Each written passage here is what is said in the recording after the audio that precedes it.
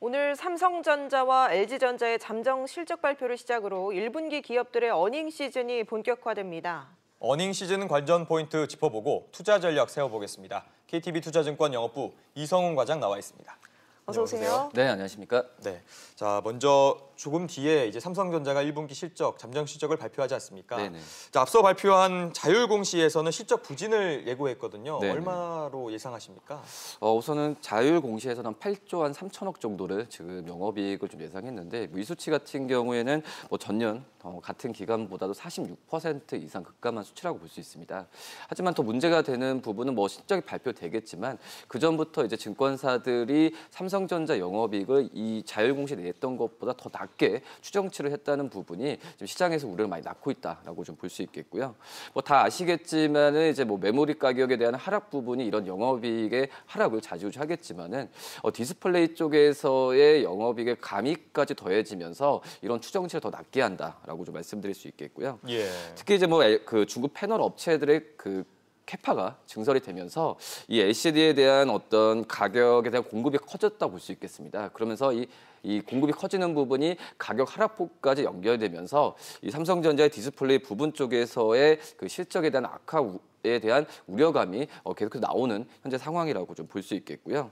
메모리 쪽은 바닥을 한마디로 디램과 낸드 쪽에서의 가격 하락은 어디가 바닥인지도 지금 예측이 안 되는 상황에서 이런 우려감은 한층 더 계속 더해지지 않나. 그리고 1분기 실적이 발표된다고 한다면 2분기 실적에 대한 추정치까지도 더 낮게 더 할 수 있지 않을까. 이런 우려감이 좀 있습니다. 네, 지난해부터 반도체를 두고 고점이다 아니다 논란이 많았는데 삼성전자 실적이 이렇게 안 좋아졌다고 하니까 반도체 업황이 정말 안 좋구나 싶습니다. 네, 지금 현재 봤을 때는 우리나라는 이제 반도체 코리아라고 할 정도로 이 반도체에 대한 수출이 차지하는 비중이 상당하다고 볼 수 있겠는데 한마디로 여러 가지 그 가격에 대한 우려감도 있긴 하지만 이 반도체의 업황에 대한 어떤 그 모멘텀을 바꿀 수 있는 게 상당히 좀 부족한 게 사실이라고 볼 수 있겠습니다. 네. 그나마 이제 5G 이동통신이나 AI에서 어느 정도 이 반도체 가격에 대한 상승 부분을 이끌 수는 있겠지만은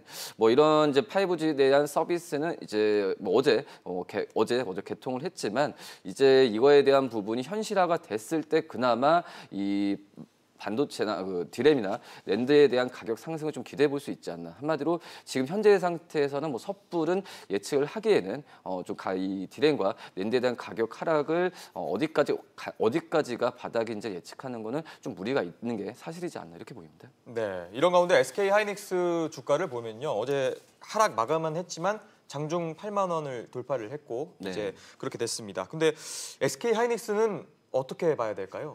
우선 SK하이닉스의 주가가 작년 말부터 안 좋아지면서 PBR로 봤을 때는 역사적으로 봤을 때는 그 저평가라고 좀 볼 수 있겠고요. 예. 지금 현재 미국과 중국의 그 무역 분쟁이 거의 종식되는 분위기로 가는 만큼 이 SK하이닉스가 그 중국의 화웨이나 쪽에서의 그 휴대폰 업체들한테 파는 이 반도체에 대한 수요가 회복될 수 있다는 기대감이 좀 크다라고 좀 볼 수 있겠고요. 예. 그렇기 때문에 이런 부분에 있어서 SK하이닉스가 8만 원을 주가를 넘기고 증권사 같은 경우에도 목표 주가를 10만 원 이상까지도 측정하는 현재 분위기라고 좀 볼 수 있겠고요.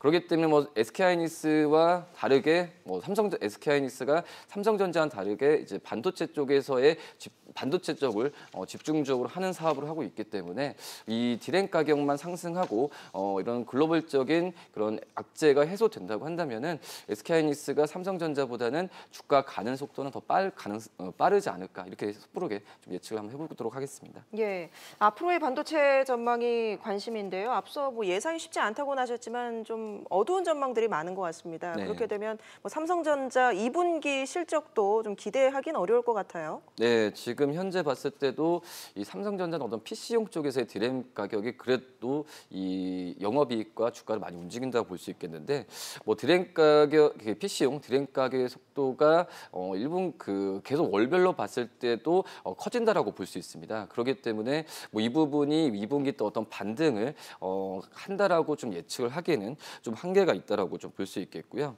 지금 이제 반도체 가격 하락률이 피크를 지났다라고 얘기는 하고 있긴 하지만 어떻게 보면은 그래도 이제 그 가격에 대한 상승 모멘텀이 많이 없다라고 한다면 이 가격 수준을 계속 유지한다라고 볼 수 있습니다. 한마디로 이 가격이 올라가지 않으면은 뭐 1분기 실적에 대한 1분기보다 2분기가 더 나아질 거라고 말하기는 좀 한계가 있다라고 좀 볼 수 있겠고요. 네. 물론 이제 이제 발표를 하겠지만 1분기 실적이 작년 1분기 실적보다 크게 안 좋았지만 뭐 이런 작년 대비해서의 하락폭은 뭐 줄일 수는 있겠지만은 뭐 1분기 대비해서 2분기 실적이 올라간다라고 예측은 할 수 없다. 이렇게 좀 정리할 수 있겠습니다. 네. 네, 이 삼성전자 잠정 실적 발표로 이 본격적인 실적 시즌이 시작되지 않습니까? 네. 이 삼성전자 실적 쇼크 분위기가 전 산업으로 영향을 끼치지 않을까라는 우려도 들거든요. 네, 지금 현재 봤을 때도 작년에 어떤 상장사, 그러니까 50개 기업의 평균적인 영업이익을 봤을 때는 한 130조 수준이라고 볼 수 있겠는데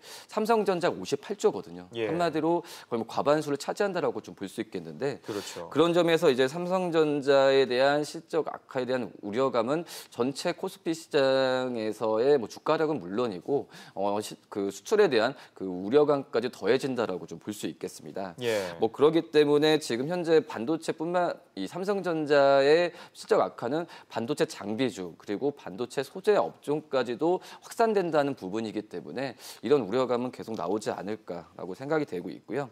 뭐 삼성전자의 주가로 이제 시장의 코스피 예상치까지 나오는 건 당연하기 때문에 오늘 실적 발표가 굉장히 좀 중요하다라고 생각이 됩니다. 예. 우리 통신사들이 5G 서비스를 세계 최초로 이제 시작하면서 기대감이 높아졌는데 오히려 주가는 약세를 보이고 있다고 합니다. 왜 그런 건가요? 가장 큰 부분은 이제 뭐 무제한 요금제가 가장 크다라고 좀 볼 수 있겠고요. 뭐 우리나라가 지금 세계 최초로 5G를 상용화하는데 약간의 좀 과열 경쟁이 있다라고 좀 생각이 되고 있습니다. 한마디로 먼저 우리나라가 세계 최초로 5G를 시작을 하면서 통신사들이 여기에서 이제 선도 업체로 나가려고 하는 상황에서 이 무제한 요금에 대한 부분을 좀 마케팅을 좀 강화하고 있는 상황이라고 볼 수 있겠고요. 이 무제한 데이터 요금제를 출시를 하면은 당연히 그 전에도 그렇지만은 출혈 경쟁이 심하게 나온다라고 좀 볼 수 있겠고 그렇기 때문에 지금 이제 5G에 대한 이 트래픽이 증가하면서 비용이 어느 정도 나올지가 지금 예측이 안 되는 상황입니다. 뭐 그렇기 때문에 이제 무제한 요금제를 하면서 어떤 비용적인 측면에서 계산이 안 되는 상황이기 때문에 예. 이 통신 업체들의 어떤 실적 우려에 의한 주가에 대한 상승 여력이 많이 없어졌다라고 좀 정리를 할 수 있겠습니다. 네, 자 5G 서비스 관련해서 통신주가 가장 먼저 떠오르거든요. 이 통신주 말고도 투자 수혜주가 있을까요? 네, 당연히 이제 부품사들 그리고 이제 기지국을 하는 업체들이라고 볼 수 있겠는데요. 우선 5G가 뭐 그냥 되는 게 아니겠죠. 5G 망을 구축하게 된다고 한다면 여러 가지 뭐 선이나 그리고 통신 기지국에 대한 부분이 필수라고 볼 수 있겠는데 뭐 우선은 그 정비, 뭐 기지국 장비 업체들로 봤을 때는 뭐 서진 시스템, 뭐 오이 솔루션, 에이스테크, 뭐 KMW가 대표적인 업체라고 좀 볼 수 있겠고 5G나 부품사로서는 이제 와이솔 그리고 대덕전자, 기가레인이라고 좀 말씀을 드릴 수 있겠습니다. 예. 여기에 좀 가장 큰 지금 현재 좀 실적에 대한 기대감이 큰 종목이 이 다산 네트워크스라고 좀 볼 수 있겠는데요. 네. 이 다산 네트워크스 같은 경우에는 통신 서비스에서 이 초저 지연 스위치를 만드는 업체라고 좀 볼 수 있겠고요. 국내 통신 장비 업체들 중에서는 가장 앞선 기술을 갖고 있는 것으로 평가를 받으면서 이 다산 네트워크스를 한번 좀 관심 있게 봐도 괜찮지 않을까 생각이 되고 있고, 그다음에 뭐 서진 시스템 같은 경우에도 주로 이제 소형 중계기를 만드는 업체라고 볼 수 있겠는데 이런 5G에 대한 수요가 는다고 한다면 이 부분도 필수적인 사항이기 때문에 이 서진 시스템도 관심 있게 봐야 되지 않나 이렇게 보입니다. 알겠습니다. 코스피가 2200선 위로 올라왔는데요. 이렇게 어닝 시즌이 본격화되면서 코스피 앞으로 향방 어떻게 보십니까? 우선은 글로벌적인 그 이벤트는 많이 좋아지는 상황으로 가고 있습니다. 뭐 미국과 중국 같은 경우에도 이 무역 분쟁 완화에 대한 부분을 교감을 했기 때문에 빠르면은 뭐 4월 안에는 어떤 그 관세를 철폐하면서 종식이 될 가능성도 있다라고 좀 볼 수 있겠고, 뭐 브렉시트 문제도 있지만은 좀 주가에 영향을 미치는 부분은 제한적으로 가고 있거든요. 있거든요. 예. 거기에 뭐 서두에 좀 삼성전자나 뭐 SK하이닉스의 실적 우려를 얘기했지만 이미 좀 주가에 좀 선 반영이 됐기 때문에 약간의 주가는 좀 하방 경직성을 갖고 갈 확률이 높지 않을까 이렇게 좀 판단이 되고 있습니다. 뭐 그렇기 때문에 이제 오늘 삼성전자 실적 발표로 이제 기업들의 실적 발표를 줄줄이 할 텐데 한마디로 이제 우상향이란 방향에서 종목별로 순환매 장세가 될 가능성이 있기 때문에 어떤 지수를 추정하는 것보다도 어떤 종목에 대한 관심과 관심을 좀 꾸준히 가지면서 시장을 대비해야 되는 게 맞지 않을까 이렇게 보입니다. 네, 알겠습니다. 지금까지 KTB 투자증권 이성훈 과장과 함께했습니다. 말씀 고맙습니다. 네, 감사합니다.